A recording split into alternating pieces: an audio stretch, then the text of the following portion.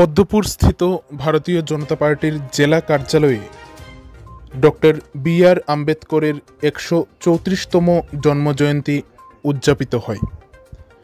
১৪ই এপ্রিল রবিবার সকাল আনুমানিক ১১টা নাগাদ উত্তর ত্রিপুরা জেলার জেলা সদর ধর্মনগর শহরের পদ্মপুর স্থিত ভারতীয় জনতা পার্টির জেলা কার্যালয়ে ডক্টর বি.আর. আম্বেদকরের ১৩৪তম জন্মজয়ন্তী উদযাপিত হয়, যেখানে ডক্টর বি.আর. আম্বেদকরের ছবিতে পুষ্পাঞ্জলি দিয়ে শ্রদ্ধা জ্ঞাপন করেন ভারতীয় জনতা পার্টির উত্তর ত্রিপুরা জেলার সভাপতি কাজল দাস মহোদয়।